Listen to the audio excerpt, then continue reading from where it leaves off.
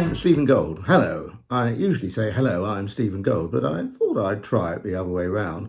What do you think about that link, Jeff? An idea. Good. Awake keeps them, as Yoda would say. Yeah, and I wrote Breaking Law, the return of, which last time I looked at Amazon was selling at half price. Can't they shift the stock, or is it because it's written backwards and upside down? Well, actually, they want to make the book as affordable to as many people as possible, just like your book on elephants. Circuses, please. Same thing. Can we have some law? I did warn you, the threatened rise in civil and family court fees has become a reality. They went up on the 1st of May 2024, along with certain tribunal, probate and court of protection fees. 172 fees were hit in total, with a 10% hike. But the plan to raise the fee for starting a divorce was abandoned, so if you began a divorce case so as to beat the hike, you can always remarry. You may qualify for no fee for the increased ones and the rest of them if you're on benefits or your capital and income are low. At least you could get a reduction. This is under the Help with Fees scheme. Lawyers call it fee remission. There's plenty about it on the internet. A debt relief order works in a similar way to bankruptcy, particularly in that it releases you from your debt. But it's cheaper.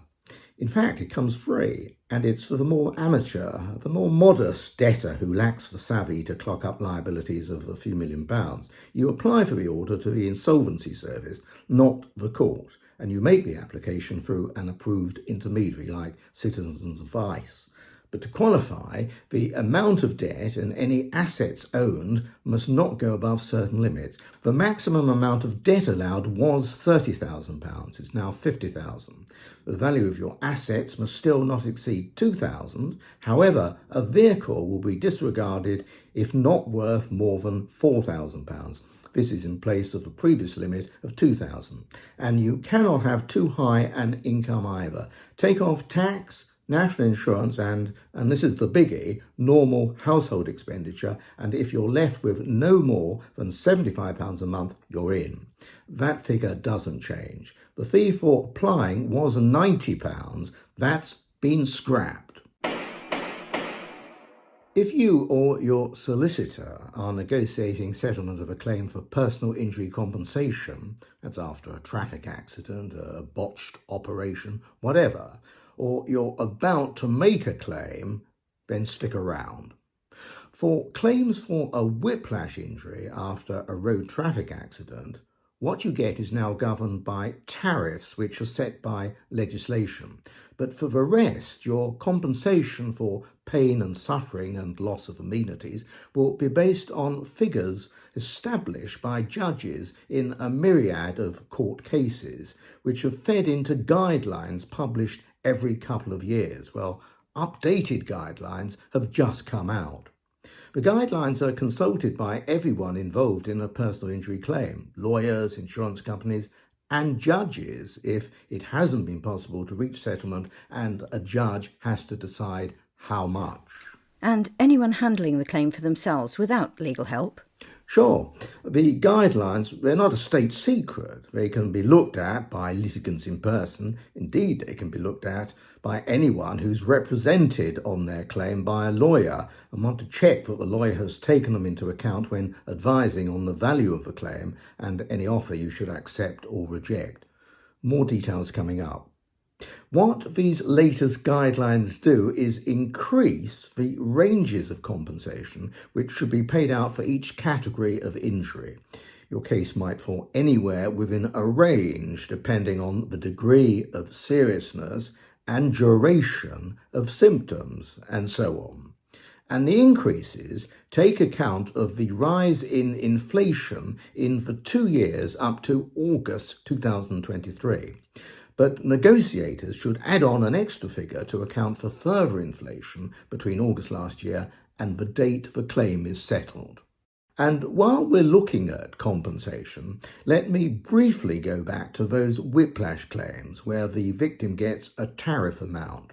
What happens when the whiplash is not for one and only injury? Well, that was the BC, the big conundrum.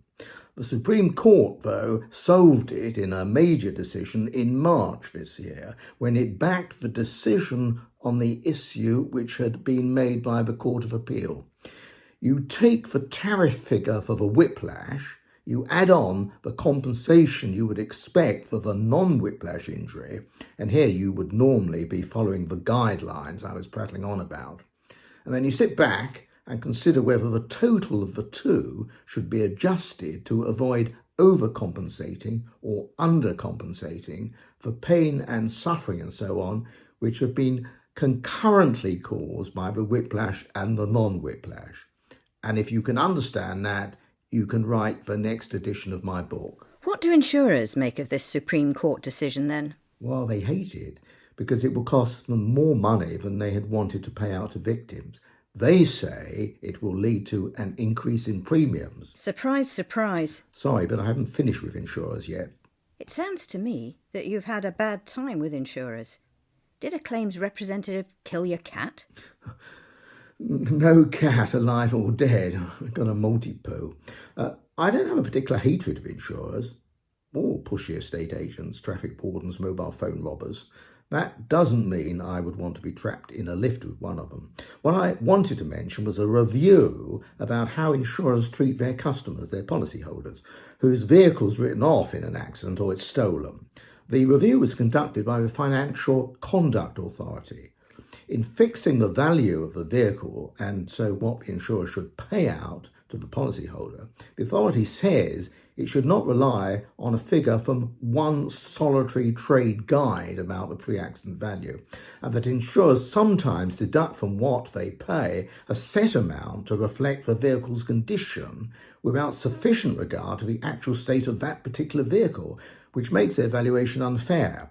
And insurers should not, but sometimes do, make a low offer in anticipation that negotiation will follow.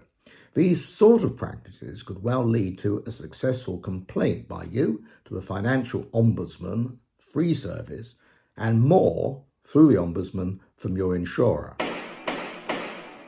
It's not just on the streets we're seeing so much unruly behaviour. It's happening in the courts as well, and that includes the civil and family courts. Remote hearings with parties participating sometimes from the comfort of their living rooms or from the local McDonald's seem to have led to some litigants believing they have a licence to behave badly to a judge and their opponent. Various incidents at the Central Family Court in London, there they deal with disputes over children and finances following divorce and other relationship breakdowns, have led to the judges there taking a tougher stand. Are they going to biff anyone who's out of order? Sentence them to 6 strokes of the birch? Not quite. Instead of wearing the civvy clothing in court, which is the norm in family cases, they will wear their robes. And that's going to scare the pants off the troublemakers, is it? Well, it may remind them that they're in a court of law. In the same way as a police officer's uniform commands respect? Quite. This is for a trial period of 3 months running from the middle of last month, but wigs will not be worn. I used to feel that a wig gave me a certain amount of protection from the troublemakers. It made it less likely I'd be identified when I went out to M&S for my lunchtime cheese and pickles sandwich.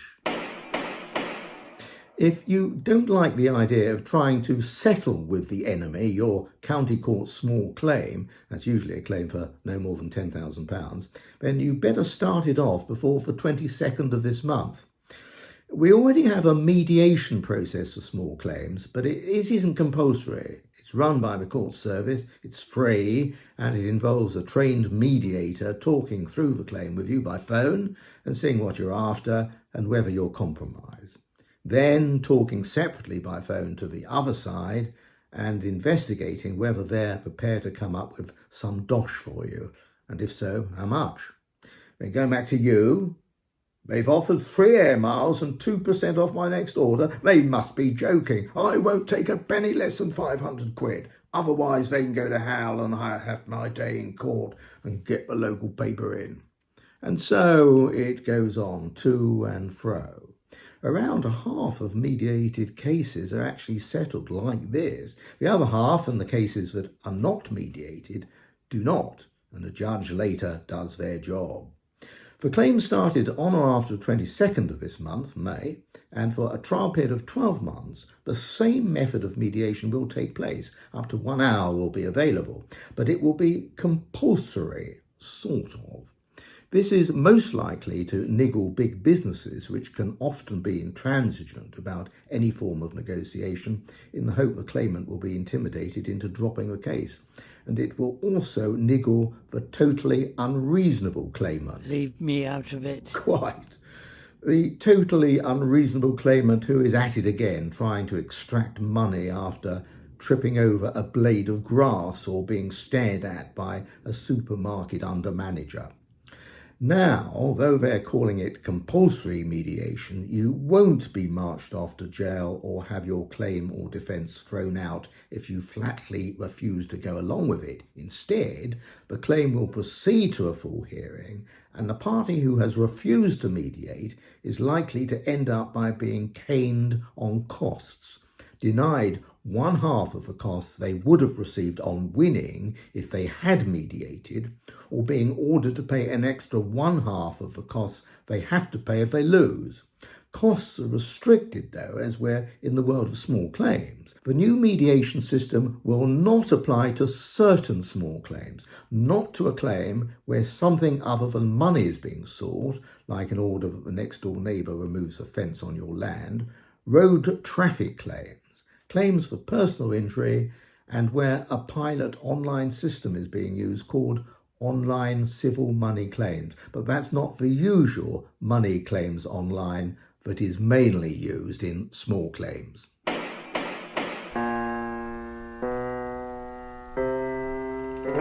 It's a nice looking cover, but why the return of Breaking Law? Where had it been? On a day trip to Penzance? Well, a sort of journey. It started with the first edition called Breaking Law, then it came back up to date and fatter, over 750 pages, so it returned. The return of Breaking Law. It's had some great reviews on the back page. No, don't go there. It's too embarrassing. Piers Morgan. No, don't. Jon Snow. Who needs a lawyer once you have Stephen Gould's Breaking Law to hand? It's an amazing achievement. I beg of you, no. Professor Dominic Regan. Unquestionably the legal book of the year, if not the decade. This is the work of a genius. Oh, have mercy on me, don't go there. An amusing, entertaining and incredibly useful book, explaining how to make the law work for you and not against you. Stop it at once. Written clearly and with a real sense of fun. I'm going home. No, please stay and listen. The book has plenty of templates which can be adapted by the reader to be used in their case or for their personal affairs. Well, sure. There's a pre-nuptial agreement for those who want to settle the carve-up on divorce before they marry. Well, that's legitimate. A questionnaire for the evasive and secretive spouse when the court comes to decide finances on divorce. For cohabitees, a template to kick off a court claim by the party whose name is off the deeds and wants a share of the home. And an agreement to cohabit without any financial obligations at all. A template for an order settling a case that avoids a judgment being entered, for avoiding a charging order, for suing a bailiff who broke the rules, for a package holiday claim, for suing a company director where there was unlawful trading by the company, for claiming damages against a domestic abuser, for making a will. Yes, we've got the longest will in the world. And there's a deed poll for you and one on behalf of your child so as to change names. From Link to Pink, for example. Lots more. I'm exhausted. Anything else? Yeah, mountains of it. How you cope with legal situations yourself, when to take in a lawyer, how to get free legal help and representation. In court, the art of cross-examination. Why to keep the right side of a court usher. Bags on consumer rights. Making a knotweed claim, how to avoid being bashed by your mortgage lender and landlord, beating the taxman, drink drive defences. We've got 77 chapters dealing with different legal problems that will come up in everyday life. And told with humour, Stephen. That's what I like. And you've got a foreword by Alistair Stewart and quite a bit of autobiographical stuff. Yeah, my fight to get into the law, my consumer fallouts with a series of stores, including the overcharge of a cucumber by a supermarket and how we reached an agreement, and my time acting for the Cray twins, Ron and Reg, with a bit of Charlie Cray thrown in, and why my luncheon experience with him got me a bit twitchy. The law's changing all the time, isn't it? How does the book cope with that? Well, I cover legal developments on my blog and in my regular series of these videos. They're all free, and if you can't bear the sight of my face, all you got to do is listen.